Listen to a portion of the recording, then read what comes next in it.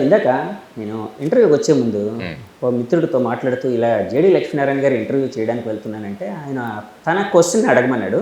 So ఆయన question నా క్వశ్చన్గా అడుగుతూ ఉన్నాను. పవన్ కళ్యాణ్ గారు పిఠాపురంలో ఎమ్మెల్యేగా పోటీ చేస్తున్నారు. అంటే మా పార్టీకి ఏం సంబంధం అని అనద్దు, అంటే అనరనే కాబట్టి నేను అడుగుతున్నాను. సో అక్కడ ఆయన గెలిచే అవకాశం అంటే అక్కడ రాజకీయ పరిస్థితులు ఎలా ఉన్నాయని అనుకుంటూ ఉన్నారు అంటే, ఎందుకంటే మీరైతే ఆలోచిస్తూ ఉంటారు కదా, అన్ని పార్టీలు మూసో చూస్తూ ఉంటారు, అన్ని పరిస్థితులు తెలుసుకుంటారు. సో అక్కడ ఎలా ఉందని మీరు అనుకుంటున్నారు? ఆయన రాజకీయ భవిష్యత్తు ఏ విధంగా ఉండబోతుంది అనుకుంటున్నారు? పవన్ కళ్యాణ్ గారు పిఠాపురం ఎన్నుకున్నారు. పిఠాపురంలో వెళ్ళారు. ఆయన అనేక సర్వేలు ఇవి చేయించుకునే వెళ్ళి ఉంటారని నేను అనుకుంటాను. పిఠాపురం ఎప్పటి నుంచో కూడా అనుకున్నారు ఆయన. ఇంతకుముందు కూడా ఐ థింక్ లాస్ట్ ఎలక్షన్స్ అప్పుడు కూడా వారిని పిఠాపురంలో నిలబడమని చాలా మంది కోరినట్టు అప్పుడు మా మీటింగ్స్ లో జనసేనలో ఉన్నప్పుడు 2019. ఆ తర్వాత ఆయన ఇక్కడ గాజువాక మరియు భీమవరం ఎన్నుకోవడం జరిగింది. ఆ సమయంలోనే చాలా మంది పిఠాపురం వెళ్తే బాగుండేది కదా అని కూడా అభిప్రాయం వ్యక్తం చేశారు. కానీ వారు అప్పుడు ఉన్న మెంబర్షిప్స్ ఇవన్నీ చూసి ఇక్కడికి వచ్చారని చెప్పి నాకు చెప్పడం జరిగింది. I'm not privy to that. ఇప్పుడు వారు ఎన్నుకున్నారు పిఠాపురం. ఆ తర్వాత పిఠాపురమా లేకుండా కాకినాడ ఎంపీ కూడా అన్నారు. ఆయన టీ టైం ఉదయ్ గారు ఉన్నారు. ఫర్ ఎగ్జాంపుల్ పైనుంచి ఏదైనా అడ్జస్ట్మెంట్ అవ్వాలంటే ఉదయ్ ఇక్కడికి వస్తారు, నేను ఎంపీగా కూడా వెళ్ళే అవకాశం ఉంది, అమిత్ షా గారు మాట్లాడతారని కూడా ఒక ఇంటర్వ్యూలో వారు చెప్పినట్టు నేను విన్నా. సో పిఠాపురం ఏమవుతుందంటే it is going to B a very very tough battle. ఎందుకంటే మొత్తం రాష్ట్రం కాదు, ఈవెన్ దేశం యొక్క ఫోకస్ కూడా దాని మీద ఉంది. ఎందుకంటే పవన్ కళ్యాణ్ గారు అక్కడ నిలబడ్డారు కాబట్టి ఒక పార్టీ అధ్యక్షులుగా. ఆ తర్వాత మధ్యలో అక్కడ ఉన్న వర్మ గారు ఆయన అపోజ్ చేయడము, తర్వాత వారు వచ్చి టైఅప్ చేయడము, ఆ తర్వాత వంగా గీతా గారిని అక్కడ నిలబెట్టడము, మధ్యలో ముద్రగడ పద్మనాభం గారు వైసీపీలో జాయిన్ అవ్వడము, ఇవన్నీ కూడా ప్రభావాలు ఆ పిఠాపురం చుట్టే తిరుగుతాయి. ఇప్పుడు ఫర్ ఎగ్జాంపుల్ పోతిన మహేష్ గారు కూడా ఐ థింక్ జనసేన నుంచి ఆయన రిజైన్ చేసి వైసీపీలో చేరారని విన్నారు. కాబట్టి ఏమవుతుందంటే ఇప్పుడు వైసీపీ పార్టీ కూడా అక్కడ పవన్ కళ్యాణ్ గారి మీద అన్ని అస్త్రాలు ఉపయోగిస్తారు. కాబట్టి ఆ విధంగా it is going to be very very tough fight there. కానీ ఆయనకున్న ప్రజాదరణ, ఆ తర్వాత ఆయన ప్రజలకు మేలు చేద్దామనుకున్న ఒక పాజిటివ్ కాన్సెప్ట్ అన్నది ఐ థింక్ ఆయనకు పెద్ద డిఫికల్ట్గా ఉండకపోవచ్చు అని నేను అనుకుంటాను. సార్ ఇప్పుడు యాక్చువల్గా మీరు జనసేనలో చేరినప్పుడు అంటే ఐడియాలజీ అదే మీది ఆయనది కుదిరింది అంటే భావాలు పార్టీకి సంబంధించి అనుకోవచ్చు, కుదిరాయి. తర్వాత బయటకు వచ్చేసారు మీరు, మీకుండే వ్యక్తిగత పరిస్థితులు కావచ్చు, మీ ఆలోచనలు బట్టి. సరే ఇప్పుడు వేరే పార్టీలో ఉన్నారు. పవన్ కళ్యాణ్ గారి కోసం చెప్పాల్సి వస్తే అంటే ఆయన డిస్క్రైబ్ చేయాల్సి వస్తే ఏ విధంగా డిస్క్రైబ్ చేస్తారు సార్? అంటే ఒక 10 సంవత్సరాలుగా ఆయన పార్టీ పెట్టి ముందుకు తీసుకువెళ్తున్నారు. ఆయన ప్రజాస్వామ్యంలో మార్పులు కోరుకుంటున్నారు. ప్రజాస్వామ్యంలో ఒక మార్పు తీసుకురావాలి, మార్పు రాజకీయాలు తీసుకురావాలి, యువతరాన్ని ముందుకు తీసుకువెళ్ళాలి అని మొదలుపెట్టారు పార్టీ. ఆ తర్వాత క్రమక్రమంగా ఆయనకున్న అనుభవంతో వారు ఇప్పుడు తెలుగుదేశం పార్టీతో పొత్తు పెట్టుకున్నారు. ఆ తర్వాత బీజేపీని కూడా అందులో సమావిష్టం చేసుకున్నారు. ఆ తర్వాత మొదట 24 సీట్లు, ఆ తర్వాత 21 అయ్యాయి. అందులో కూడా చాలామంది అనడం ఏంటంటే బయట నుంచి వచ్చిన వాళ్ళే చాలామంది ఎక్కువ ఉండిపోయారు. ఇతర పార్టీల నుంచి వచ్చిన వాళ్ళు, లేకుంటే తెలుగుదేశం వద్ద నో అని అక్కడ సీట్ లేకుంటే వచ్చి బ్యాక్ డోర్ నుంచి ఇక్కడికి వచ్చారని కూడా చాలామంది అనుకుంటున్నారు. కాబట్టి వీటన్నిటిని కూడా వాళ్ళు బేరేజ్ వేసుకుంటూ ఉంటారు. ఫైనల్గా ఏంటంటే ఈసారి జనసేన నుంచి కొంత రిప్రజెంటేషన్ శాసనసభలో ఉండాలి, so that political party continue అవుతుంది అన్న కాన్సెప్ట్ కూడా ఉండవచ్చు అండి. అదర్వైజ్ ఈసారి కూడా ఎవరు ఎన్నిక కాకుంటే మళ్ళీ దాన్ని ముందుకు లాగడం అన్నది కూడా చాలా సమయం పడుతుంది, చాలా శ్రమ తీసుకోవాల్సి వస్తుంది. మేబీ ఇవన్నీ ఆలోచించి ఆయన ఆ విధమైన నిర్ణయం తీసుకొని ఉండవచ్చు. So let us see, is a party president. ఆయన పార్టీ ప్రెసిడెంట్, ఆయన నిర్ణయాలు తీసుకోవడానికి ఆయనకి పూర్తిగా స్వేచ్ఛ ఉంటుంది. ఆయన అనేక పరిస్థితులను తీసుకుని ఆ తర్వాత ఈ విధమైన నిర్ణయాలు తీసుకునొచ్చు. కానీ పార్టీ ప్రెసిడెంట్ ఎప్పుడు కూడా తనను తీసుకున్న నిర్ణయాలకి తన బాధ్యత వహించవద్దు. ఇప్పుడు నేను కూడా ఒక పార్టీ ప్రెసిడెంట్గా తీసుకున్న నిర్ణయాన్ని రేపు ఏదైనా అయితే నేను బాధ్యత వహించాలి. కాబట్టి చాలా బాధ్యతాయుతమైన పోస్ట్. కాబట్టి వారు కూడా ఆ పోస్టులో తీసుకున్న నిర్ణయాలన్నిటికీ కూడా రేపు వారు సమాధానం ఇచ్చుకోవాల్సి వస్తుంది. కాబట్టి ఇవన్నీ కూడా దృష్టిలో ఉంచుకొని వారు ఈ విధమైన నిర్ణయాలు తీసుకొని ఉండవచ్చు. లెట్ us see మే 13న ఏ విధంగా ఓటర్లు వాళ్ళ మనసును నిర్ణయించబోతున్నారో, వారు ఓటు ద్వారా వాళ్ళ అభిప్రాయాన్ని ఏ విధంగా వ్యక్తం చేసుకుపోతున్నారన్న చూద్దాం. సార్ చాలాసార్లు నేను బయట వింటుంది మీకోసం అడిగినప్పుడు అంటే జేడి లక్ష్మీనారాయణ గారి కోసం లేకపోతే ఆయన పార్టీ కోసం అడిగినప్పుడు చాలామంది అంటే నాకు 10 మందిలో 8 మంది 7 మంది నాకు వినిపించిన మాట అయితే ఉంటుందండి, అది క్లారిటీ కావాలని అడుగుతున్నారు. వాళ్ళు ఏమంటూ ఉన్నారంటే జేడి లక్ష్మీనారాయణ గారు చాలా మంచి వ్యక్తి, మంచి భావాలు ఉన్న వ్యక్తి, ఒక అఫీషియల్గా ఒక ఐపీఎస్ సివిల్ సర్వీస్లో కేడర్ నుంచి వచ్చారు, రకరకాల అనుభవం ఉంది. సో ఆయనకి సమాజం మీద ఒక తపన ఉంది ఏదో చేయాలని. ఆయన లాంటి వ్యక్తి పవన్ కళ్యాణ్ గారితో కలిసి ఉంటే బాగుండేది. ఆయన పక్కాగా ఎలక్ట్ అయ్యేవారు. ఆయన రిప్రజెంటేషన్ పార్లమెంట్లో కావచ్చు, అసెంబ్లీలో కావచ్చు పక్కాగా ఉండేది. అది బాగుండేది, ఆయనకి బాగుండేది, ఆయన అభిప్రాయాలు ప్రజెంట్ చేయడానికి కూడా బాగుండేదని చాలామంది అన్నారు సార్. దీని మీద మీరు ఎప్పుడైనా జనసేన నుంచి వచ్చేసిన తర్వాత ఎప్పుడైనా రిగ్రెట్ అయ్యారా? ఏమీ రిగ్రెట్ లేదు. ఈసారి అసెంబ్లీలో నేను పవన్ కళ్యాణ్ గారు ఇద్దరు అక్కడ కలుస్తాం. పక్కన అండి కలిసి మాట్లాడుకుంటాం. పక్క మీ విజయం మీద మీరు డెఫినెట్గా I'm going to B MLA this time. ఎన్నిక అవుతాను సార్. అవును, ఇప్పుడు ఎమ్మెల్యే అంటున్నారు. మొన్నటి వరకు మీరు విశాఖపట్నం ఎంపీగా కూడా పోటీ చేస్తానన్నారు. మరి ఏంటి సార్ ఇప్పుడు అది ఏమైనా పక్కన పెట్టారా ఏంటి? ఎందుకంటే ఎక్కడ పోటీ చేయాలన్నది నేను నిర్ణయించాను, అది పార్టీ నిర్ణయిస్తాను. పార్టీ నన్ను ఎమ్మెల్యేగా ఇక్కడ నార్త్లో కంటెస్ట్ చేయమని అడిగారు, చేస్తాను. కానీ ఇప్పుడు పార్టీ అంటోంది మీరు ఎంపీగా కూడా నిలబడండి అన్నది ఆ కమిటీ ఏదైతే ఉందో వాళ్ళు నా మీద మాట్లాడుతున్నారు. సో దాని విషయం కూడా నేను ఒక నిర్ణయం తీసుకోవాలి త్వరలో.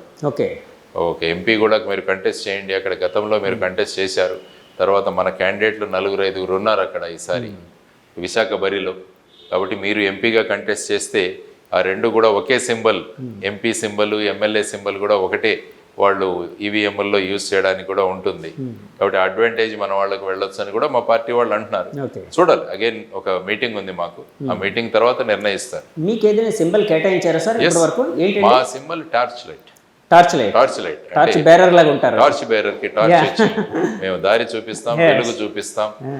చూడండి, ఏదైనా ఒక మంచి సంకల్పంతో వెళితే మనకు పరిస్థితులు అనుకూలిస్తాయి అనడానికి ఇదొక ఉదాహరణ. కాబట్టి ఈ ఉదాహరణతో మేము ముందుకెళ్తాము. కాబట్టి టార్చ్ బేరర్గా టార్చ్ తీసుకుని వెళ్తాము, మార్గాన్ని చూపిస్తాం, దారిని చూపిస్తాం, చీకటిని పారదోలేదానికి ప్రయత్నిస్తుంది జై భారత్ నేషనల్. అంటే విశాఖపట్నం ఇప్పుడు నార్త్ నుంచి మీరు ఎమ్మెల్యేగా పోటీ చేస్తున్నారు. నార్త్లో అయితే ఇప్పుడు కూటమి నుంచి విష్ణుకుమార్ రాజు గారు ఉన్నారు, బీజేపీ అభ్యర్థి.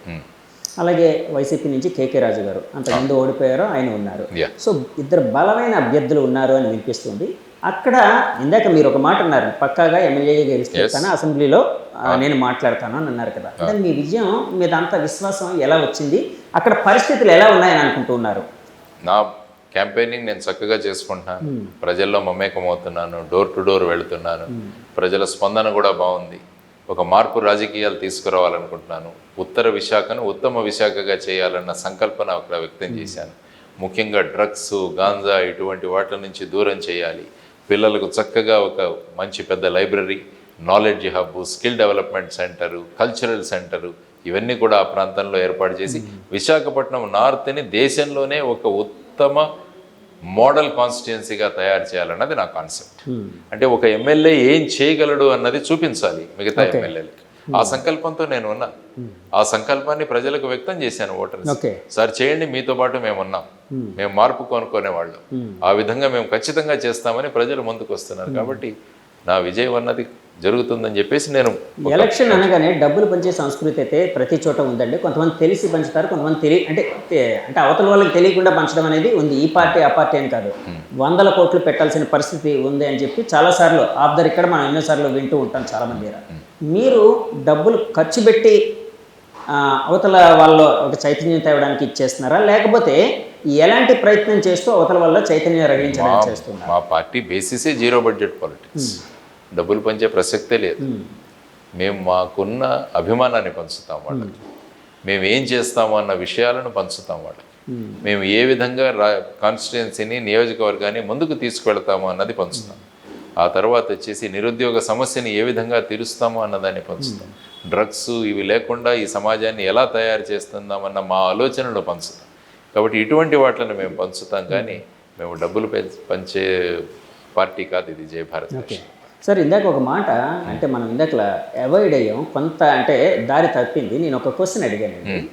అంటే ఇక్కడికి కంటైనర్, డ్రగ్స్తో కూడిన కంటైనర్ వచ్చిన దాని మీద అధికార పక్షం ప్రతిపక్షం ఒకరి మీద ఒకరు దుమ్మెత్తి పోసుకున్నారు. సరే అక్కడ నిజమైతే మాలాంటి ప్రజలకు తెలియదు అసలు ఏం జరిగింది, అంటే ఎవరి హస్తం ఉందనేది మాలాంటి వాళ్ళకి ఎవరికి తెలియదు. కానీ బీయింగ్ ఏ ఇన్వెస్టిగేటివ్ ఆఫీసర్ అంటే ఇంతకు ముందు మీకు ఎక్స్పీరియన్స్ ఉంది కాబట్టి, అంటే ఇప్పుడు అక్కడ విషయాలన్నీ ప్రతిదీ తెలియాలని కాదు, కానీ ఏం జరిగి ఉండొచ్చు అన్న దాని మీద ఒక క్వశ్చన్ అడిగాను సార్. దాన్ని అంటే ఒక్కసారి చెప్పండి. ఇప్పుడు ఏమవుతుందంటే దాంట్లో unless you have the details, container order చేసిన వాళ్ళు ఎవరు, ఎందుకు చేశారు? భారతదేశంలోనే ఈస్ట్ ఇంత తక్కువ ధరలో మనకు దొరుకుతున్నప్పుడు బ్రెజిల్ నుంచి తీసుకురావాల్సిన అవసరం ఏంటి? ఐ థింక్ ఇక్కడ 76 రూపాయలు ఎంతో అనుకుంటాను కిలో. ఈస్ట్ అంటే చెరుకు నుంచి తయారు చేసేది కదా సార్, అదే కదా. అక్కడ 150 రూపాయలు అంట. 150 రూపాయలు ఇంత షిప్లో వేసుకొని ఇక్కడికి తీసుకురావాల్సిన అవసరం ఏముంది? అంటే ఎక్కడో రూటింగ్ జరుగుతోంది ఈ డ్రగ్స్. ఓకే. ఎందుకంటే ఇంతకుముందు ముంద్రా పోర్టు కూడా మీరు చూసుకుంటే 2021-22లో 3000 కిలోల హీరోయిన్ దొరికింది అక్కడ. అది కూడా ఎవరో విజయవాడ వాళ్ళు ఆర్డర్ చేసిన కంటైనర్, అది అక్కడ ఇంటర్సెప్ట్ అయింది. అంటే ఈ ఆంధ్రప్రదేశ్ అన్నది ఒక డ్రగ్స్ క్యాపిటల్గా తయారైందా? ఎక్కడ గంజాయి పట్టుబడినా కూడా దాని మూలాలన్నీ కూడా మన ఇక్కడ ఏజెన్సీ ప్రాంతంలో ఏఓబిలో జరుగుతున్నాయి. ఆంధ్ర ఒరిస్సా బార్డర్ దగ్గర కల్టివేషన్. సో ఇవన్నీ చూసుకుంటుంటే ఏమవుతుంది ఫైనల్గా రాష్ట్రం గురించి, రాష్ట్రంలోని యువతరం ఏమవుతోంది? చాలా డ్రగ్ అడిక్షన్ సెంటర్లో చూసినా కూడా చాలా హృదయ విదారక కండిషన్లు ఉంటున్నాయి. చాలామంది కుటుంబాల్లో బయటికి రావట్లేదు, చాలామంది పిల్లలు డ్రగ్ అడిక్ట్స్ అవుతున్నారు. నేను ప్రచారంలోకి వెళుతున్నప్పుడు చాలామంది చెప్తారు, సాయంత్రం అవగానే ఇక్కడ ఫ్రీగా డ్రగ్స్ దొరుకుతాయండి, అంత యథేచ్ఛగా దొరుకుతున్నాయండి అంటారు వాళ్ళు. తల్లిదండ్రులు చెప్తున్నది. ఎందుకంటే ఫైనల్గా ఆ పిల్లలను తల్లిదండ్రులుగా భరించాల్సి. కాదు సార్, వ్యవస్థలు ఏం చేస్తున్నట్టే సార్? మరి చేయాలి వ్యవస్థల పోలీసు వ్యవస్థ కానీ ఇంకా వ్యవస్థలన్నీ ఉన్నాయి కదండి. అంటే అంత యథేచ్ఛగా గంజాయి ఇలాంటివన్నీ దొరుకుతూ ఉంటాయి. అందుకనే అంటున్నాను, ఈ కంటైనర్ వెనకాల ఎవరున్నారన్నది బయటికి రావాలి. ఈ కంటైనర్ వెనకాల ఏదైనా పొలిటికల్ శక్తులు దాగి ఉన్నాయో, who ever it may be, బయటికి తీసుకురావాల్సిన బాధ్యత ఉంది. కాబట్టి ఆ ఏజెన్సీస్ అనేవి చెప్పాలి ఈ కేసులో. ఎందుకంటే నేను విశాఖ పౌరుడిగా నేను అడుగుతున్నాను వీళ్ళని, చెప్పండి ఈ కంటైనర్ ఎందుకు వచ్చింది, ఎవరు తీసుకొచ్చారు, ఏమైంది ఈ కంటైనర్? ఇవన్నీ కూడా ప్రెస్ నోట్స్ ద్వారా సిబిఐ కూడా చెప్పాల్సిన అవసరం ఉంది. ఎందుకంటే ఇది ఒక స్మాల్ ఇన్వెస్టిగేషన్ కాదు, it is affecting the lives of people. ప్రజల యొక్క జీవితాలతో, యువతరం యొక్క జీవితాలతో ఆడుకుంటున్న విషయం. ఈ విషయంలో క్లారిటీ రావాలి, లేకుంటే తల్లిదండ్రులు ఎంత ఆందోళనలో ఉన్నారో మీకు తెలియదు. సో వీటన్నిటి గురించి ఆలోచించాలన్నదే మా కాన్సెప్ట్. 2014లో మీరు ఎలక్షనీరింగ్లో ఉన్నారు. 14 పరిస్థితులు కూడా గమనించి ఉండొచ్చు మీరు. అంటే ఎందుకంటే మీరు అప్పటికే చాలా కాలేజీలు ఇలాంటివి తిరుగుతూ ఒక సోషల్ అవేర్నెస్ ప్రోగ్రామ్స్ చాలా చేసేవారు. 2019 నుంచి రాజకీయాలను గమనిస్తున్నారు. ఇప్పుడు ఫుల్ ప్లెజ్డ్గా రాజకీయాలు అయితే ఉన్నారు. సో అప్పటికి అంటే 2014 నుంచి ఈ ఐదేళ్ళు బేరీజ్ వేస్తే ఒక పార్టీ అధినాయకుడిగా మీకు ఎలాంటి ఆలోచన వస్తుందండి? ఏముంది, రాష్ట్రం అంటే టీడీపీ ప్రాతినిధ్యం వహించిన కాలం అండ్ వైసీపీ ప్రాతినిధ్యం వహించిన కాలం, ఈ రెండు ప్రభుత్వాలు కూడా ప్రత్యేక హోదా తీసుకురాలేకపోయాయి. ప్రత్యేక హోదా ఒకటి వచ్చింటే రాష్ట్ర పరిస్థితులే మారేవి. మరి ఇక్కడ ప్రత్యేక హోదా ఇవ్వలేమంటున్నాం. మరి అక్కడ డోలారా గిఫ్ట్ సిటీకి ఇన్ని రాయితీలు ఎందుకు కల్పిస్తుంది ప్రభుత్వం, కేంద్ర ప్రభుత్వం? అహ్మదాబాద్ నుంచి 40 కిలోమీటర్ల దూరంలో గిఫ్ట్ సిటీ అన్నది ఒకటి తయారవుతుంది పెద్దది. ఎక్కడా లేని విధంగా అక్కడ ఈ ఫైనాన్షియల్ సోర్సెస్ అన్నీ కూడా, అక్కడ స్టాక్ ఎక్స్చేంజ్ కూడా రాత్రి 11 గంటల వరకు నడుస్తుంది. ముంబైలో కూడా నడవదు, దేశంలో ఎక్కడ నడవదు. కాబట్టి అక్కడ నడిపిస్తున్నారు. నడిపించే తలుచుకుంటే దెబ్బలకు కొదవ అన్నట్టండి. మరి ఇక్కడ మరి మాకెందుకు ఇవ్వట్లేదని వీళ్ళు ఎందుకు అడగలేకపోతున్నారండి? మీరు అడుగుతారు రేపు నేను అడిగాను, నేను రోజు అడుగుతున్నాను. నేను అరెస్ట్ అయ్యాను ఈ విషయంలో. ఢిల్లీలో వెళ్ళి ఏపీ భవన్లో జంతర్ మంతర్లో ఆందోళన చేశాము మేము. అక్కడ సెమినార్లు కండక్ట్ చేశాము. ఇక్కడ ప్రతి ప్రాంతంలో కూడా మేము దీని గురించి మాట్లాడుతున్నాం. మరి ఇవన్నీ అవుతుంటే మరి ఏమి పట్టినచ్చు ఉన్నది ఈ పార్టీలు? మళ్ళీ వాళ్ళతోనే వెళ్ళి పొత్తు పెట్టుకుంటున్నారు. మరి ఏమీ చేయలేదని అడగట్లేదు. ఏమైంది రాష్ట్రం ఫైనల్గా? ఇప్పుడు 12-13 లక్షల కోట్ల అప్పుల్లో ఉన్నదట. మరి ఏం చేశారు మీరు? ఇంతకుముందు రాజధాని లేదు, పోలవరం లేదు, రైల్వే జోన్లు లేవు, విభజన హామీలు లేవు. మరి ఒకరి మీద ఒకరు ఉచితాలు. మేము వాళ్ళు ఒకరికి ఇస్తే మేము ముగ్గురికి ఇస్తాం, వాళ్ళు 5,000 ఇస్తే మేము 10,000 ఇస్తాం, ప్రతి మహిళకు మేము 1,800 రూపాయలు ఇస్తాం అన్న ధోరణిలో వీరు వెడుతున్న ఈ సందర్భంలో ఏదో ఒకటి మనం చేయాలన్నది అందరికీ అర్థం అవ్వాలి. అంటే ఒకవేళ మీరు అధికారంలోకి వస్తే అనుకోండి, వస్తే ఉచితాలు ఇలాంటివన్నీ తీసేస్తారా అండి? సంక్షేమం ఉంటుంది, ఉచితాలు సంక్షేమం. అంటే సంక్షేమానికి ఉచితానికి తేడా ఏంటంటే ఏ విధంగా? అంటే సంక్షేమం అంటే ఏమవుతుందంటే ఆ డబ్బులు ఏవైతే ఖర్చు పెట్టామో దానివల్ల సమాజానికి ఉపయోగం అవ్వాలి. ఉచితం అంటే ఏమవుతుందంటే డైరెక్ట్గా ఒక వ్యక్తికి, ఫర్ ఎగ్జాంపుల్ మీరు 45 సంవత్సరాల వయస్సు పూర్తి అయ్యి మీరు సామాజిక వర్గానికి చెందితే మీకు 15,000 రూపాయలు, అది ఉచితం. అదే నేను ఒక ఫ్యాక్టరీ పెడతాను, ఆ ఫ్యాక్టరీలో మీకు ఉద్యోగం ఇస్తాను. అంటే ఉచితాలు అనేవి వ్యక్తి స్వార్థం అనేది సమాజానికి సమాజ సేవ. For example rural employment guarantee scheme ఉంది, నరేగా గ్రామీణ ఉపాధి హామీ పథకం. దానివల్ల ఏమవుతుంది, గ్రామాల్లో వచ్చేసి గ్రామాల్లో వచ్చేసి పూడికలు తేవుతాయి, Okay. చెక్ డ్యాములు కట్టబడతాయి, స్కూళ్ళు కట్టబడతాయి. దానివల్ల ప్రజలకు డబ్బు వస్తుంది, గ్రామానికి ఉపయోగపడుతుంది. అది కాకుండా నేను డైరెక్ట్గా ఇచ్చేసాను అనుకోండి. ఇప్పుడు ఫర్ ఎగ్జాంపుల్ మీ పిల్లలకి చాక్లెట్లు ఇస్తున్నాను నేను, పిల్లలకి చాక్లెట్లే ఇస్తూ వెళ్ళామనుకోండి, ఏమవుతుంది? పుస్తకాలు ఇస్తామనుకోండి, రేపు ఉపాధి సంపాదించుకుంటాడు. కాబట్టి మనం ఏమి ఇస్తున్నాం అనేది చాలా ముఖ్యం. చాక్లెట్ అనేది ఆ క్షణంలో తీయగా ఉంటుంది, రేపు పొద్దున్న ఆరోగ్యం దెబ్బతిస్తుంది, ఆరోగ్యం దెబ్బతింటుంది. ఉచితాలు కూడా అంతే, వాళ్ళ వ్యక్తిత్వాన్ని దెబ్బతీస్తుంది, దెబ్బతింటుంది, రాష్ట్రం దెబ్బతింటుంది, రాష్ట్ర ఆరోగ్యం దెబ్బతింటుంది. ఇవే ఆలోచించాలి కానీ ఇప్పుడు ఒకరి మీద ఒకరు పోటీలు. కానీ ఇక్కడ ఒక మాట వినిపిస్తూ ఉందండి, మరి ఇన్ని ఉచితాలు ఇస్తున్నారు కదా, మరి ఎంతమంది వైట్ రేషన్ కార్డుల నుంచి బయటకు వచ్చారు చెప్పానండి గవర్నమెంట్? మీరు ఎన్ని వైట్ రేషన్ కార్డులు తగ్గించారు? మరి ఇంతమందికి మీరు ఉచితాలు ఇస్తున్నారు. 2,65,000 కోట్ల రూపాయలు ఇచ్చామన్నారు 5 సంవత్సరాల్లో, వారు కూడా అంత ఇచ్చామన్నారు. మరి ఎన్ని వైట్ రేషన్ కార్డులు తగ్గాయి? వైట్ రేషన్ కార్డులు పెరుగుతున్నాయి రాష్ట్రంలో, అంటే పేదరికం పెరుగుతున్నట్ట. మరి ఈ డబ్బులు ఎక్కడికి వెళుతున్నాయండి? ప్రభుత్వం ఇవన్నిటి కూడా ఇవ్వాలి, మరి సమాధానం ఇవ్వాలి. మేము ఉచితాలు ఇస్తున్నాం, సంక్షేమం చేస్తున్నాం, ఇదే అంటే దాని ఎఫెక్ట్ రావాలి కదా, మరి దాని గురించి మాట్లాడగలగాలి ప్రభుత్వం. ఎస్, సంక్షేమం ఎప్పుడు కూడా ముందుకుండాలి. మనది వెల్ఫేర్ స్టేట్, రాజ్యాంగం తీసుకున్నా కూడా వెల్ఫేర్ స్టేట్. ఎందుకని ఎప్పుడు సంక్షేమము ఉచితాల మధ్య మనం డిఫరెన్స్ తీసుకురాగలగాలి. ఇప్పుడు మంచి స్కూళ్ళు కట్టండి, మంచి ఇవి తీసుకురండి, వాటి ద్వారా మీరు పిల్లల్ని ఆకర్షించండి. అది కాకుండా మేము అమ్మఒడి ఇస్తామంటే ఎందుకు? అమ్మఒడి ఉచితం. ఆ ఉచితాన్ని ప్రస్తుతం తెలుగుదేశం వాళ్ళు ఏమంటున్నారు, ఆయన ఒకరికే ఇచ్చారు, మేము 3కి ఇస్తామంటున్నారు. ఎక్కడి నుంచి తెస్తారు ఈ డబ్బులన్నీ? వాళ్ళ ప్రాపర్టీ అమ్ములు ఇస్తున్నారా? వాళ్ళ దగ్గర నుంచి వాళ్ళ భూములు అమ్మిస్తున్నారా? ప్రజలు ట్యాక్సులు కట్టి ఆ అమౌంట్ నుంచే ఇస్తున్నారు కదా. అది కాకుండా అప్పులు తెస్తున్నారు. మరి ఈ విధంగా నడపడం అది ప్రభుత్వం ఇవ్వండి. ఒక 5 సంవత్సరాలు జై భారత్ నేషనల్ పార్టీకి ఇవ్వమనండి. ఎంత సంచలనం తీసుకొస్తామో, ఎన్ని మార్పులు తీసుకొస్తామో. సార్, నాకు బయట ఒక మాట చాలాసార్లు వినిపించిందండి కొంతమంది ద్వారా. జేడి లక్ష్మీనారాయణ గారు యాక్చువల్గా రాజకీయాల్లోకి వచ్చింది సేమ్ అవడం కోసం. Yes, I'm a CM, I'm a change maker. మార్పు తెచ్చే వ్యక్తి. I'm CM. Yes, I'm a change maker. Now also I'm a change, I'm a CM. ఇప్పుడు కూడా నేను సీఎంనే. మార్పు తీసుకొస్తా. కాదు సార్, చేంజ్ మేకర్ ని పక్కన పెడితే చీఫ్ మినిస్టర్ అవ్వాలనుకుంటున్నారా? ప్రజలు ఆకాంక్షిస్తే వాళ్ళ ఓటు ద్వారా వేస్తే అవుతాను, ఎందుకు కాకూడదు? ప్రతి ఒక్కరు అవుతున్నాడు, నేను ఎందుకు కాకూడదు? ప్రజల సంక్షేమం గురించి ఆలోచించేవాడిని, ప్రజల యొక్క వాళ్ళ అభివృద్ధి కోసం ఆలోచించేవాడిని. ఆ విధంగా చేంజ్ మేకర్ని నేను ఎప్పుడు కూడా. నా ప్రతిరోజు కూడా కొంత మార్పు తీసుకొచ్చే ప్రయత్నంలోనే ఉంటా. సో ఆ ప్రక్రియలో చూద్దాం ఏమవుతుందో. ఈ రాజకీయ బ్యాటిల్లో ఎక్కడి వరకు వెళ్తామో చూద్దాం. స్టేట్ వరకే ఆపారు, ఎందుకు కేంద్రం ఢిల్లీకి ఎందుకు తీసుకెళ్ళట్లేదు నన్ను? అంటే సీఎం కాస్త పిఎం అని. Prime mover. Now I'm also PM. Prime mover. ముందు తీసుకువెళ్ళేవాడు. Now I'm CM, I'm also PM.